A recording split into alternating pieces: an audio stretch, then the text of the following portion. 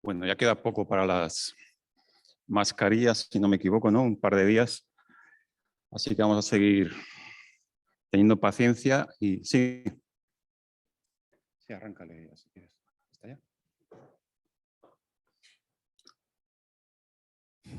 Pues eso, buenos días a todos. Hoy domingo 17 de abril. Todos podemos dar testimonio de un encuentro que hemos tenido, mejor dicho, el encuentro que Jesús ha tenido con nuestras vidas, de manera personal, con cada uno de nosotros. Él es el que se ha acercado a nosotros y se ha encontrado con nosotros y nos ha transformado de dentro hacia afuera. Nos compartía hace unas semanas Ana, mi mujer, a Miguel, Maico y a mí un testimonio precioso, despidiéndose de su tía ya de 90 y tantos años en Benavente, en Zamora, miembro de una iglesia allí. Digo despidiéndose en vida porque ya le habían dado pocos días de vida. De hecho, a la siguiente semana se murió y por lo tanto para mi mujer fue un privilegio poder despedirse en vida, que es lo que debemos hacer, ¿no? Y con lágrimas en los ojos nos compartía el precioso testimonio de esta mujer que sabía que estaba a las puertas de entrar en la presencia del Señor. Y su solidez, su coherencia con lo que ella había encontrado en Cristo, con la transformación que había recibido en su día ya de joven, en esas tierras de Benavente que Marga conoce bien, iglesias que son fruto del trabajo de misioneros ingleses en su tiempo, en la posguerra, después de la guerra civil. Y ahí seguía fiel, reunida con los miembros de la iglesia en Benavente. Pero el testimonio coherente, el manifestar la esperanza que tenía, aún sabiendo que estaba en tránsito para morir, le llenó de gozo a mi mujer y saber que lo que creemos es cierto, que lo que creemos nos transforma, que lo que creemos nos da esperanza, que lo que creemos es cierto, hermanos. Y verlo en una persona en esa situación, pues te motiva y te anima, ¿no? Recuerdo de pequeño, y la verdad que con cariño, a la iglesia que nos llevaban mis padres en Burgos. Yo creo que tendría la edad de Miquel o Omar, que tienen la misma edad. Para que no se enfade Omar, que no he dicho. Algunos segundos se llevan, algunos minutos. Recuerdo con cariño el tener en algún domingo en la iglesia esa inquietud espiritual que se empezaba a despertar en mí lo que significaba ser cristiano, lo que significaba Dios, lo que significaba Jesucristo. Y tengo ciertos atisbos porque la verdad que de cosas de pequeño me acuerdo muy poco, pero eso sí que me acuerdo y que en algún momento me conmovía, ¿no? Fue más adelante, ya más tarde en Inglaterra, he compartido alguna vez, que Jesús vino a mi encuentro y conocí al Señor. Y quizás fue el contexto que viví allí, pero fue el Señor el que vino a mi encuentro. Como comentaba Pedro hace unas semanas en una oración, el ver gente que su vida respalda con hechos lo que han creído y su vida transformada respalda con hechos el paso que han dado para Cristo. Y el ver ahí una comunidad de vida en Inglaterra, donde cada fin de semana se iban a recoger a jóvenes que estaban tirados en la calle, jóvenes en situaciones complicadas y les daban una casa porque vivían en comunidad, les daban trabajo, etcétera. A mí fue ese contexto el que utilizó el Señor para venir a mi encuentro. Y este tema del encuentro de Jesús con nosotros es el tema que quiero compartir hoy, porque hay un encuentro previo a este domingo que celebramos hoy de Resurrección, que es el encuentro de Jesús con Jerusalén. La entrada triunfal. Estás ya ahí. Muy bien. La entrada triunfal de Jesús en Jerusalén, que tiene más trascendencia que el propio hecho histórico, porque es un hecho histórico, corroborado históricamente, más trascendencia que el hecho del cumplimiento de una profecía o de varias profecías en Jesucristo. Y digo que tiene más trascendencia porque alude al encuentro de Cristo con cada uno de nosotros. Nuestra Jerusalén es ese encuentro de Jesús con nosotros.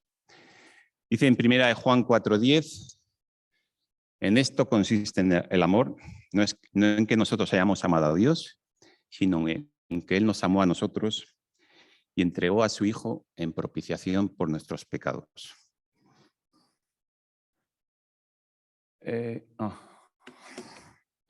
Por lo tanto, vamos a hablar de la entrada triunfal de Jesús en Jerusalén, que es el llamado Domingo de Ramos, que fue el domingo pasado.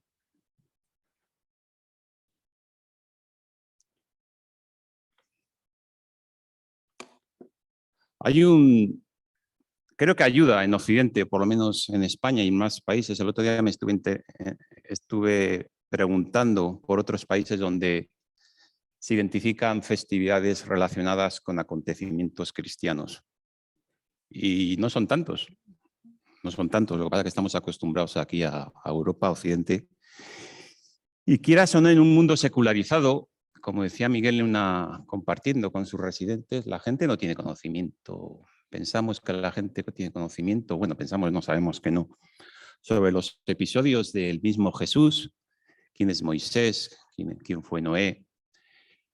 Y quieras o no, pues este marco cronológico de festividades que tenemos, en este caso en España, pues el Domingo de Ramos, entrada triunfal, Domingo de Resurrección, pues nos ayuda por lo menos a tener unas referencias de episodios cristianos. Y al fin y al cabo es un marco que ayuda también para trasladar y enseñar a nuestros hijos y propagar el reino de Dios. ¿Qué celebramos? ¿Qué recordamos? La Pascua mencionada, por cierto, en el Antiguo Testamento, en Éxodo 12, y posterior conmemoración en medio del pueblo de Israel, se refiere, como bien sabéis, a la liberación del pueblo de Israel de la esclavitud egipcia en tiempos de Moisés. Y así es como se conmemoraba y se celebraba durante todo el Antiguo Testamento. Por lo tanto, es importante entender esta relación y esta conexión simbólica cuando hablamos de la celebración de la Pascua, porque el Nuevo Testamento nos dice que Cristo es nuestra Pascua. Dice en 1 Corintios 5:7, porque nuestra Pascua, que es Cristo, ya fue sacrificada por nosotros. Y Dios se encarga a través de su revelación, a través de la palabra de Dios, se encarga de reiterar este mensaje. No olvidéis que yo fui a vuestro encuentro. Voy a dar una cita solamente, en Oseas 13, 4, 5, lo leo yo. Mas yo soy Jehová, tu Dios, desde la tierra de Egipto. No conocerás, pues, otro Dios de mí, ni otro Salvador, sino a mí. Yo te conocí en el desierto, en tierra seca. Y a través de los profetas, Dios se encarga de recordar a su pueblo, al pueblo de Israel, que Él vino a su encuentro. Y en ese sentido, la decisión de Jesucristo de ir a Jerusalén marcaría el comienzo de su última semana en la tierra. Nos encontramos, por tanto, al comienzo de la última semana, hoy sería el último día de esta última semana de nuestro Señor, en la cual más explícitamente Cristo, Jesús, Dios hecho hombre, va a demostrar que Él es el Rey de Israel, el profeta que habría de venir, el gran sumo sacerdote y el Cordero Pascual perfecto para el sacrificio. Esta semana, como bien sabéis, muchos la llaman Semana de Pasión, Semana Santa, Semana de la Crucifixión, pero sea cual sea el nombre que queramos darle, algo en lo que debemos estar de acuerdo es que todo lo que nuestro Señor vivió en esta semana es de suma importancia espiritual y teológicamente hablando. Y el día de hoy, el mensaje me quiero centrar en el primer día de esa última semana, la entrada triunfal de Jesús en Jerusalén. El año pasado ya hablamos del Domingo de Resurrección, tal día como hoy. Y para tener una idea completa, equilibrada de la última semana de Jesús en esta tierra, la semana de Pasión, que tiene que ver con su entrada y finaliza con su resurrección, muerte y posterior resurrección, Conviene tener ambos aspectos en cuenta, ¿no? El mensaje del año pasado está en la web, si queréis acceder, simplemente tecleando, aquí haciendo propaganda de la página, tecleando domingo en donde está la lupita, aparece el mensaje, bastante fácil. Porque nos da una idea completa de todo lo que aconteció y lo que nos quiere enseñar Jesús en esta última semana. Vamos a leer en uno de los evangelios, creo que es Juan. ¿Ha salido? Y no sé si lo va a poder leer desde aquí. Dice, en Juan 12, de 12 al 15, dice, el siguiente día, grandes multitudes que habían venido a la fiesta al oír Jesús que venía a Jerusalén, tomaron ramas de palmera y salieron a recibirle y clamaban, Hosana, bendito el que viene en el nombre del Señor, el Rey de Israel, y halló Jesús un asnillo y montó sobre él como está escrito. No temas, hija de Sión, aquí tu rey viene, montado sobre un pollino de asna.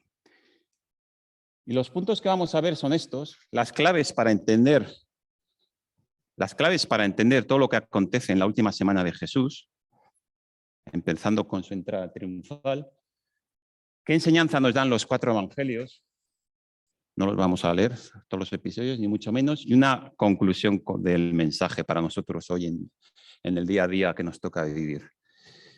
El primer punto de las claves es la relevancia de este episodio. Es tan solo el segundo, solamente hay 2 acontecimientos, 2 episodios de la vida de Jesús, mejor dicho, que se narran en paralelo en los 4 evangelios. Y este es uno de ellos. El otro de ellos sabéis cuál es, ¿no? Es la alimentación de los 5.000. Pero solamente estos episodios se narran por los 4 evangelistas.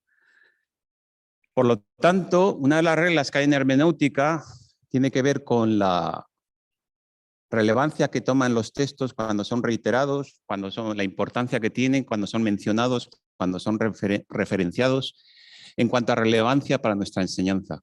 Y por lo tanto, este episodio, contado por Mateo, Marcos, Lucas y Juan, de manera paralela, sin duda nos manifiesta que es relevante para nuestra vida.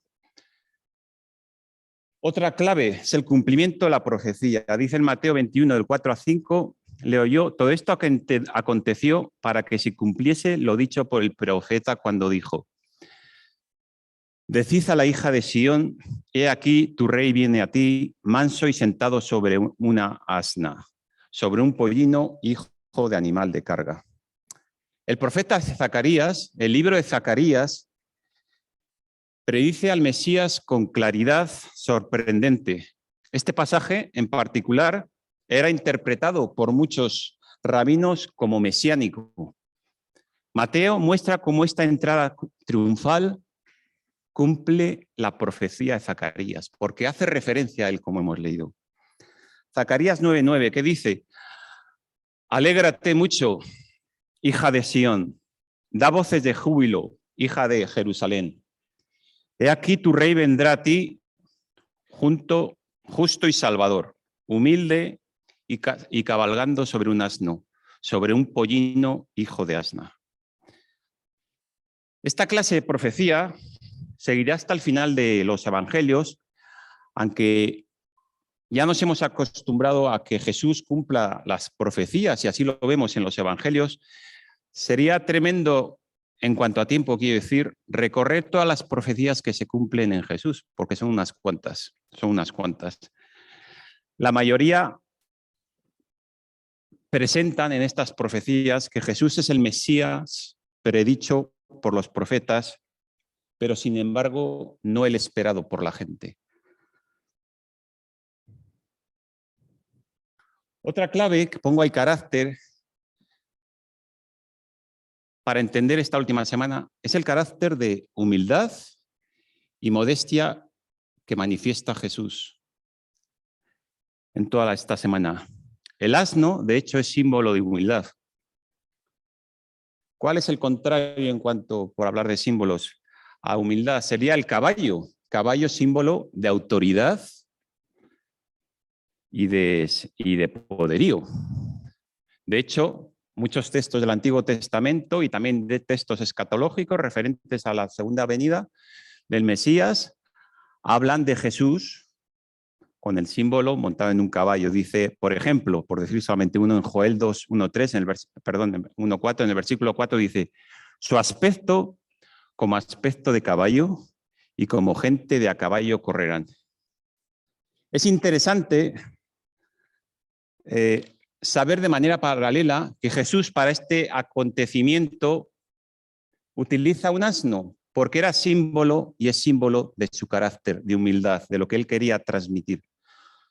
De igual manera, Abraham, al que ha mencionado Miguel en el tiempo libre, iba montado en un asno cuando iba a sacrificar a Jesús, como podéis ver en Génesis 22:3. Salomón, cuando iba a ser ungido como rey, ¿en qué iba? Curioso, pero iba también montado en un asno. Carácter de humildad en Jesús y también carácter de modestia. El aspecto externo de la entrada triunfal de Jesús era de modesto. Entró sentado en un pollino prestado, previamente nació en un establo prestado, navegó en una barca prestada, comió la Pascua en un aposento prestado, fue sepultado en un sepulcro prestado y entró montado finalmente en un pollino prestado. Y esto nos aplica a nosotros como creyentes en nuestro carácter. Hemos sido transformados y debemos manifestar, fruto de esa transformación, ese carácter de humildad, porque nos vamos transformando a imagen y semejanza de Él. Nuestro servicio, nuestras relaciones deben manifestar ese carácter de humildad y de ahí obtenemos una enseñanza importante.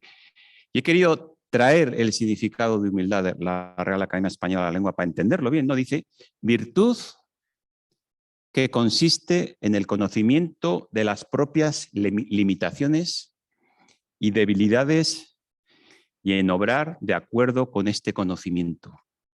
Conocer cada uno de nosotros nuestras limitaciones y debilidades y cuando servimos a los demás en cualquier servicio, cuando nos relacionamos con los demás, que se manifieste ese carácter de humildad y modestia de Jesús. Último punto de clave es la tensión. ¿Por qué digo tensión? Entendida como una cuerda donde hay dos fuerzas tirando de un sitio y de otro. Y eso genera tensión, evidentemente. En este episodio, la entrada triunfal de Jesús en Jerusalén, los evangelios reflejan en cierto modo esa tensión en la última semana. Por un lado, Jesús entra ensalzado, reconocido como una eminencia, reconocido como un rey, alabado por todo el pueblo. Las multitudes le abrazan, le ensalzan. Y por otro lado, mucha gente, la misma gente probablemente, el rechazo con el final de su crucifixión. Y hay una tensión entre ensalzamiento y crucifixión, una tensión. Y eso también aplica a nuestras vidas, hermanos, como creyentes, porque entendemos y pasamos por esta tierra viviendo con una esperanza eterna de que estaremos en la presencia del Señor, pero también viviendo en el presente con sufrimientos, tiempos difíciles, muchas veces con enfermedades, y eso como creyentes también refleja una tensión de saber que tenemos esa esperanza, pero estamos en este mundo del cual no somos ciudadanos, sino que somos ciudadanos del cielo. De igual manera, Jerusalén, la ciudad Jerusalén de aquel entonces, en la entrada de Jesús, manifiesta con su dicotomía, es decir, con sus dos aspectos que refleja, ensalzando y crucificando a Jesús, representa en cierto aspecto nuestros gozos y tristezas, nuestras pruebas y victorias en esta tierra, nuestros días buenos y malos, nuestras ilusiones y nuestras desilusiones, también nuestras victorias y derrotas. Por lo tanto, hay enseñanza para cada uno de nosotros. El segundo punto, el primero era las claves, el segundo punto tiene que ver con la enseñanza que nos dan la narración de este episodio por los 4 evangelios, porque cada evangelio aporta y da una visión. Vamos a ver cómo cada evangelio nos pinta una perspectiva distinta, aunque milagrosamente, evidentemente, porque es revelación de Dios relacionada. Es decir, lo que Mateo menciona, que Marcos no, contribuye a entender más a fondo lo que sucedió ese día, el día de su entrada. Y lo que Juan omitió, Lucas lo menciona para hacer más profunda la enseñanza y la relevancia de este evento. Pero hoy vamos a ver 3 enseñanzas que se pueden sacar de la descripción, la narración de este episodio en los 4 evangelios que se presentan en la entrada triunfal de Jesús. La primera enseñanza es el rey prometido, la segunda el rey reconocido pero rechazado y la tercera el rey coronado. El rey prometido. El Evangelio de Mateo, en este caso, es muy característico en este punto de reconocer y transmitir que Jesús es el rey de los judíos. Y el cumplimiento, y se empeña Mateo en su revelación, en transmitir el cumplimiento de las profecías del Antiguo Testamento acerca de la venida del Mesías. Dice en Mateo, todo esto aconteció para que se cumpliese lo dicho por el profeta.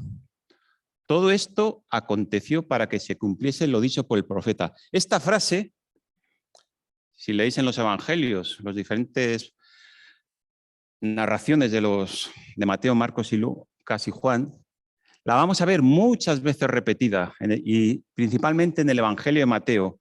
Muchas cosas que Cristo hizo o que sucedieron en relación a él, Mateo lo registra y lo ve como un cumplimiento de lo que en el Antiguo Testamento había sido profetizado, estaba escrito. Recordando que todo lo que estaba escrito desde siglos atrás apuntaba hacia un evento y por ello debemos acercarnos, y esto lo digo también mucho para los jóvenes, que quizás hablando con mi hijo Daniel en su día, o un día comentaba, el Antiguo Testamento puede generar más complicación para leer, ¿no? Pero acercándonos con esta perspectiva de lo que allí se dice es profecía del cumplimiento de Jesús, pues nos da una mejor visión, ¿no?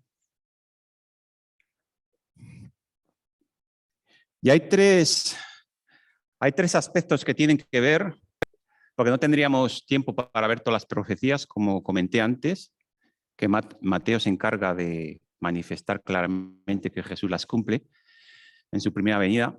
Pero quiero mencionar 3 funciones que están ahí escritas, que desde el Antiguo Testamento se habían profetizado y que se cumplen en Jesús.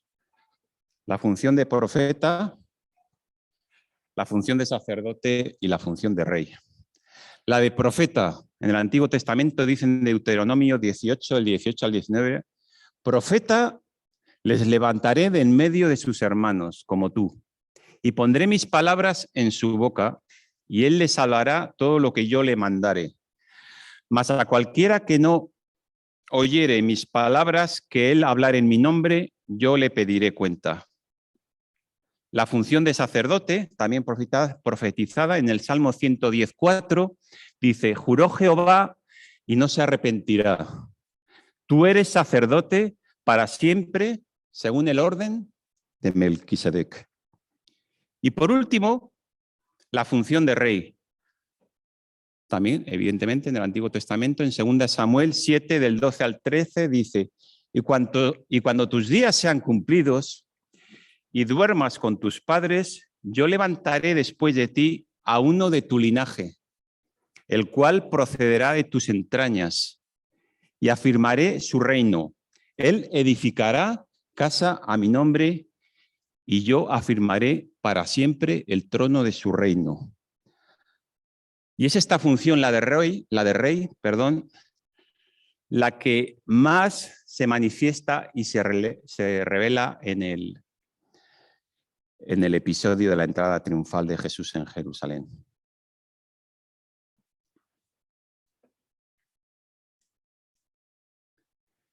Hablamos del rey conocido, y es el evangelio conocido, pero rechazado. Es el evangelio de Lucas, pone mayor énfasis en este aspecto de la entrada triunfal de Jesús. Dice, lo trajeron a Jesús y habiendo echado sus mantos sobre el pollino, subieron a Jesús encima. Y a su paso tendieron sus mantos por el camino. Entonces algunos de los fariseos de entre la multitud le dijeron, Maestro, reprende a tus discípulos. La alfombra roja, porque aquí habla de mantos, habla de palmeras que echaban a su paso cuando estaba en Jesús, viene de una tradición. La alfombra roja tiene su origen en la antigua Grecia. Cuando el general Agamenón regresó de la guerra de Troya y cuando le recibieron, dispusieron una alfombra de color rojo para ensalzar, que era su eminencia, para ensalzar su triunfo, de tal manera que el caballo sobre el cual iba montado pisaba terreno que nadie más había pisado, porque estaba la alfombra. Y parece ser que esta tradición de la alfombra en el camino, para que alguien importante caminara, empezó a realizarse por los siglos siguientes, ¿no? Y nuestro Señor Jesucristo, nos dicen los evangelios, fue recibido con la misma tradición, solo que en lugar de una alfombra roja fueron mantos y hojas de palmas. Por lo tanto, con ese recibimiento en los evangelios se manifiesta que le estaban reconociendo como una eminencia, como alguien importante, que le estaban reconociendo como rey. Dice en Lucas que cuando llegaban ya cerca de la bajada del Monte de los Olivos, toda la multitud de los discípulos, gozándose, comenzó a alabar a Dios a grandes voces por todas las maravillas que habían visto. Recordemos que Jesús, antes de esta entrada, se encontraba en Betania, una aldea donde realizó el milagro de la resurrección de Lázaro. Y de hecho, Juan 12:12 y Lucas 19:37 nos añade más información al decirnos que las personas que venían para la celebración de la Pascua a Jerusalén, esta última semana, esta multitud había presenciado, o por lo menos habían escuchado, pero muchos presenciado, los milagros recientes de Jesús. Entre ellos, importante y relevante, el de Lázaro. Y fue precisamente por esa resurrección que vieron o que escucharon, entre otros milagros y otras acciones de Jesús en Betania, que movió a las masas a comenzar a gritar y decir, Hosana al Hijo de David. Bendito el que viene en el nombre del Señor, hosana en las alturas. Por esta causa, quizás por ello, los judíos, al ver a Jesús, se emocionaron e interpretaron que iban a ser librados de Roma, así como lo fueron sus antepasados de Egipto. De igual manera, como veis ahí, podemos ver en Lucas se enfatiza principalmente en dos respuestas que vienen de la gente que ve entrar a Jesús en Jerusalén. Por un lado, la respuesta de la multitud y por otro lado, la respuesta de los fariseos. Es curioso porque Lucas, en este texto que he leído anteriormente, omite la palabra hosana cuando escribe y registra lo que la multitud decía a la entrada de Jesús. Hosana, que tiene el significado, como bien sabéis, de manifestar, sálvanos, hosana, sálvanos, Señor. Y únicamente menciona, bendito el Rey que viene en el nombre del Señor, como podéis ver en Lucas 19:38. Esta declaración nos demuestra el concepto tan limitado que los judíos tenían acerca de Cristo y lo que el Mesías haría. Ellos reconocen que Jesús viene en el nombre del Señor, pero no como deberían reconocerlo, como Salvador nuestro. Hosana. Como creyentes, o por lo menos no como creyentes, espero, antes de ser creyentes, lo mismo nos puede pasar, ¿no? En su día, como oyentes, a la gente le puede ocurrir lo mismo como oyentes de la palabra de Dios y lectores de la palabra de Dios. Se puede reconocer que Jesús es el Hijo de Dios de manera intelectual, pero sin que esto sea una realidad en su corazón, en nuestro corazón. Al igual que los judíos, exteriormente estaban aclamando, proclamando a Jesús como rey, pero en sus corazones no está Jesús como soberano y como Salvador. La segunda respuesta es la de los fariseos. Menciono un breve texto. Dice, entonces algunos de los fariseos de entre la multitud le dijeron, Maestro, reprende a tus discípulos. Y esto de los fariseos es muy interesante, porque los fariseos durante todo el camino y todo el tiempo de Jesús, ¿qué es lo que hacían? Se oponían a Jesús, se oponían a sus enseñanzas, por un lado, y también vemos en los pasajes de la Biblia que hablan sobre la vida de Jesús, los fariseos, ¿qué es otra cosa que hacían aparte de oponerse? Hacer preguntas para tentar a Jesús. Pero en esta ocasión, los fariseos se acercan a nuestro Señor para pedirle que callara a sus discípulos y a toda la multitud, reconociendo su autoridad. Es interesante, es el único momento en que los fariseos que se dedicaban a oponerse, que se dedicaban a tentar a Jesús, reconocen su autoridad y le dicen, por favor, hazles callar. La historia nos cuenta que el prefecto, es decir, el gobernador político y religioso de la provincia de Judea en el Imperio de Roma en esa época era Pilatos. Y que en varias ocasiones Pilatos ya había amenazado con cancelar esta festividad, la semana de Pascua, porque se había utilizado para varias manifestaciones, para varias revueltas, y de hecho Barrabás ya había sido encarcelado por asesinato de un oficial romano en una de estas revueltas producidas en Jerusalén. Entonces, Jerusalén estaba bajo el ojo de la lupa y los fariseos estaban temerosos de que este tumulto que estaba clamando a Cristo, estaban temerosos de que una entrada triunfal de un rey reconocido incomodara a Roma y se levantara una nueva revuelta. Es a veces ese deseo equivocado de mantener la paz y querer celebrar la Pascua, con ese deseo equivocado, comento, los fariseos se acercan a Jesús y le piden que calle a sus discípulos. Les preocupaba a los fariseos más los peligros políticos y sociales que celebrar que el rey verdadero de Israel estaba frente a ellos. Les importaba más a los fariseos la fiesta de la Pascua, lo que es la celebración, lo que es la ceremonia, que el Cordero Pascual, que estaba sentado sobre un pollino y frente a ellos. De igual manera, nosotros como cristianos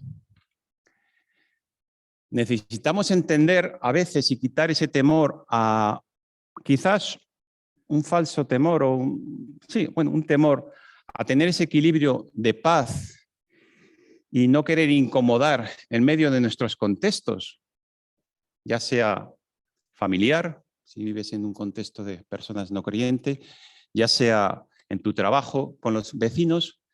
Y a veces nos viene a la mente ese temor a no incomodar, a buscar un equilibrio de paz en las relaciones, no sacar temas que son incómodos o que pueden hacer que la otra persona te juzgue o se aparte de ti, referente a lo que es nuestra función de expandir el reino de Dios.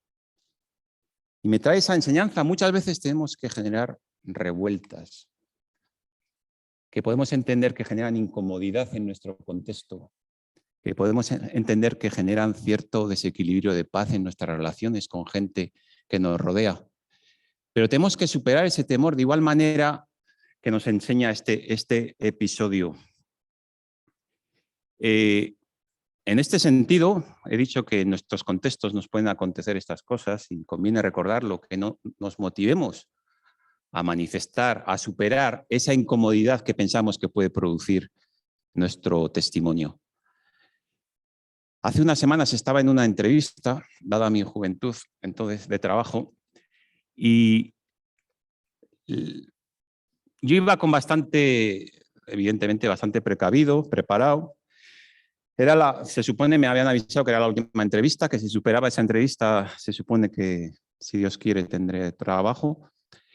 Y evidentemente eso te da cierto temor, porque estás expectante de que lo que digas, lo digas de manera equilibrada, lo digas de manera adecuada y no metas la pata. Y al final de la entrevista me pregunta, ya después de todos los temas profesionales, digamos, me pregunta este hombre, que era de Escocia, me dice que le hablara de mi vida personal y de mis aficiones, Cuéntame, me decía, ¿no? Y le hablé de mi vida personal, que no voy a contar aquí. Pero hubo un momento de lucha, entenderme, tampoco le voy a dar mayor trascendencia, pero es cierto, sobre manifestar si yo era cristiano, protestante, si me reunía en una iglesia, por saber buscar este equilibrio de si eso era incómodo, iba a generar incomodidad, o de si eso... Bueno, tenía yo ahí ese aspecto. Al final di ese paso y bueno, no lo digo por poner ejemplos, ¿no? Pero que nos acontece a todos, porque quién sabe si trabajo ahí en algún día surge la conversación con este hombre, pues, hablando de Dios, ¿no? Precisamente por no tener temor a estos incomodidades que a veces nos creamos nosotros mismos. Paula nos manifestaba, ¿no? En el evento de GBU, pues evidentemente yo entiendo que muchos jóvenes, como Paula y estudiantes, pues también tendrán sus luchas de ponerse ahí en evidencia, ¿no? En medio de la universidad, de pedir permiso a profesores, al fin y al cabo, y déjame que lo llame así, organizar una revuelta, porque era una revuelta. Teníais ahí unos rolaz, estos tan chulos que tenemos aquí, pero bendita revuelta. Muchas veces hay que superar esas incomodidades y hay que superar ese miedo a que estamos rompiendo esa paz o ese equilibrio con nuestros compañeros. Me comentaba Ana, mi mujer, en el centro donde trabaja, de vez en cuando, por trimestres, da unos talleres a padres por las tardes y imaginaros la cantidad de temas que se pueden hablar, que tienen que ver con la educación, etc. Y en el último taller tuvo la idea, o por lo menos se atrevió a pedir a sus jefes, a su jefa en concreto, si podía dar un taller relacionado más con temas espirituales, con temas de valores cristianos, etc. Y eso supone muchas veces luchar con incomodidad, con encontrarte, bueno, ¿será esto lo adecuado en mi trabajo? ¿Qué van a decir de mí? Pero mira, gloria a Dios porque está dando ese taller, hay más de 15 padres y están leyendo la Biblia, están hablando de temas de valores cristianos aplicados en este caso al concepto en cuanto a educación, etc. Y por lo tanto, insistir de nuevo, necesitamos generar ciertas revueltas en nuestras vidas como cristianos. Sobre todo porque, sabiendo una cosa, ¿qué les responde Jesús a los fariseos cuando le dicen, oye, Jesús, calla esta multitud, que Roma nos va a dar una colleja, preocupándoles el estatus, ¿no? Preocupándoles la situación política? ¿Qué les dice Jesús? Dice, si los discípulos callaran, las propias piedras hablarían. Pero mira, el día que esté en la presencia del Señor o que estemos todos en la presencia del Señor, por lo menos que no me recuerde Jesús que ¿por qué te callaste en ese momento, no? Tuve que hacer hablar a las piedras.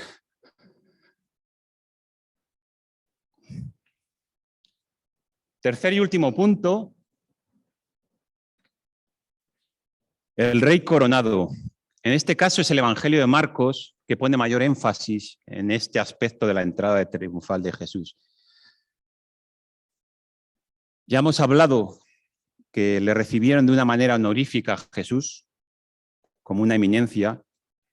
Es Jesús quien está entrando en la ciudad santa, es nada menos que el creador del universo sobre un pequeño animal para demostrar su señorío. Al igual que lo que Lucas en 19 nos dice, Lucas capítulo 19 nos dice que las rocas clamarían sobre el señorío de Cristo, como comentaba ahora, es la creación misma la que reconoce quién es el dueño, amo y señor de todo. Pero son los seres humanos los que menos reconocen esta verdad. Vemos el ejemplo de Jesús reprendiendo el viento en medio de una tormenta y esta automáticamente se calmó. Vemos cómo el Mar Rojo fue abierto, al igual que el río Jordán, cuando Dios lo determinó. Vemos a una roca dando agua en un desierto, codornices hacia donde estaba asentado el pueblo de Israel. En Éxodo, vemos el sol deteniéndose en la pelea de Josué contra los amorreos. Vemos la tierra temblando y el sol oscureciéndose cuando Jesucristo expiró, murió. Pero Jesucristo es rey. Amén. Jesucristo es rey. Así es, a pesar de la desobediencia del hombre, él sigue siendo rey y seguirá siendo rey. Aunque pueda seguir negando su dominio, porque todavía no le hayas reconocido como Señor y Salvador tuyo, Jesucristo sigue siendo rey. Jesús entró en la ciudad santa en un pollino para demostrar su humildad al ser obediente a la voluntad del Padre y morir en la cruz. Pero llegará el día en que Jesús entrará en el mundo montado sobre un caballo blanco para demostrar su autoridad y poder de salvación. Termino ya con el último punto, que veo que no se ve. Sí, más o menos. Conclusión. Jesús va adelante en el camino hacia Jerusalén. Como vimos al comienzo del mensaje, Jesús está iniciando la semana de su pasión, en la cual va a demostrar a todo hombre y mujer que Él es el Rey prometido de Israel, que es el domingo pasado, domingo de Ramos, sacerdote a limpiar el templo de impurezas, eso acontece el lunes, el profeta al maldecir a Israel por su incredulidad, martes, el cordero perfecto para el sacrificio, acontece el miércoles, el inocente que pagará por los culpables, jueves, el verdadero Hijo de Dios, el viernes, el libertador, el sábado y por último, el autor y consumador de nuestra fe y nueva vida, el domingo, hoy, día de resurrección. Él va adelante, dejó en Jerusalén al pollino, al burro, fuera del Gólgota, porque era él y no el burro quien se enfrentaría a la muerte. Cuando llegó a Jerusalén, Jesús lloró, pero su lloro solo causó que se derramara su misericordia. Es como si nos dijera el texto que lo mismo hizo con nosotros. Nos llevó en su mente a Jerusalén, pero nos dijo, quedaos aquí porque voy a morir por vosotros. La cruz me toca a mí. Nuestro Señor Jesucristo entró en Jerusalén para dar inicio a la semana ya planeada para traernos Hosana, para traernos salvación. Nuestro Dios se hizo hombre para morir como hombre, a fin de que los hombres sean transformados a imagen de Dios. De eso se trata la Semana Santa. No solo un tiempo de vacaciones, que también, no solo un tiempo de relajación, que también, es un tiempo de celebración porque nuestro Dios Hijo, la segunda persona de la Trinidad, efectuó nuestra salvación. Y esa obra de salvación, esa pasión salvadora, comenzó un domingo, la entrada triunfal de nuestro Dios. Y por eso es que hoy decimos, mirad, he aquí nuestro Rey, he aquí la llave de nuestra salvación. Que el Señor os bendiga.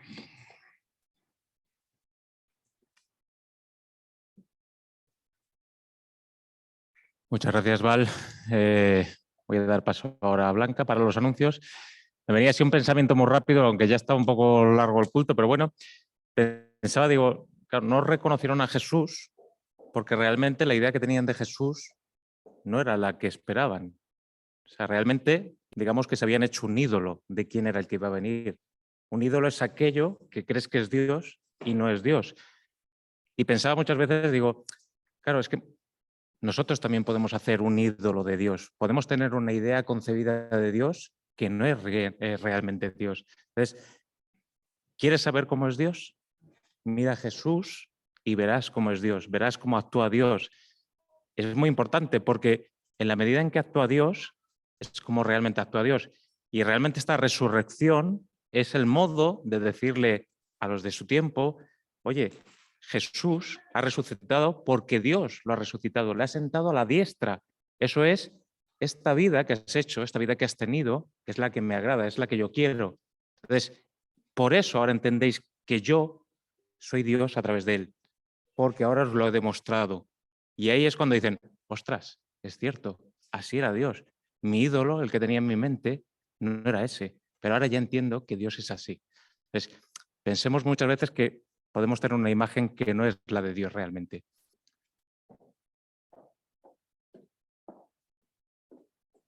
Bueno, pues lo primero, feliz domingo de resurrección a todos. Y tenéis aquí el anuncio de esta semana, yo os lo adelanté la semana pasada, que el día 29 de mayo tendremos un culto evangelístico aquí en el hotel a las 11:30 y pues vamos a aprovechar el lema de nuestra iglesia, conociendo a Cristo y dándolo a conocer, vamos a dar a conocer a Cristo a nuestros familiares, a nuestros amigos, a nuestros conocidos, así que vamos a ir pensando en a quién podemos invitar y a tener en oración pues, a la organización Áraba, Flavia y Blanca Canales están ya manos a la obra, a pensar en quién podemos invitar y también pues, orar por las personas que van a venir, pues que no salgan de aquí con las manos vacías, que se lleven un mensaje y que se lleven algo en lo que pensar. El lema de ese culto va a ser ¿tú quién dices que soy? Es una pregunta conmigo. Y se están preparando invitaciones y necesitamos a alguien que se encargue de diseñarlas, de maquetarlas. Así que si se te da bien el diseño, habla con Áraba, que estará encantada de contar contigo. Y recuerdo, 29 de mayo, 11:30. Y ya fuera del PowerPoint, sabéis que en la reunión de iglesia se decidió, se acordó que se va a poner en venta el local de la vaguada. Ya se ha puesto en venta, hay un anuncio en Idealista, si lo queréis ver, está ahí colgado, pero nos hemos encontrado con un pequeño obstáculo y es que hay una puerta cerrada con llave. En la sala de abajo, en la planta de abajo, en el sótano, la sala del fondo a la izquierda está cerrada con llave. Creo que se utiliza para la escuela dominical, no estoy segura. Entonces, por favor, si alguien tiene llave, que hable con Jesús para dársela, porque es necesario pues, hacer fotos y enseñar el local completo. Y eso es todo. Feliz domingo a todos. Y ya damos paso a la alabanza final, ¿vale? Y me despido con una oración de Pablo, que era para la iglesia de Éfeso, que es además la predicación del domingo pasado. Quien no la haya escuchado, tenéis un servicio web maravilloso, no hago publicidad. Pido que el Dios de nuestro Padre, de nuestro Señor Jesucristo, el Padre glorioso, les dé el espíritu de sabiduría y de revelación, para que lo conozcan mejor. Pido también que les sean iluminados los ojos del corazón, para que sepan a qué esperanza Él los ha llamado, cuál es la riqueza de su gloriosa herencia entre los santos, y cuán incomparable es la grandeza de su poder a favor de los que creemos. Ese poder es la fuerza grandiosa y eficaz que Dios ejerció en Cristo cuando lo resucitó de entre los muertos y lo sentó a su derecha en las regiones celestiales, muy por encima de todo gobierno y autoridad, poder y dominio, y de cualquier otro nombre que se invoque, no solo en este mundo, sino también en el venidero. Amén. Daos por despedidos cuando termine. Nos ponemos de pie, por favor, para cantar.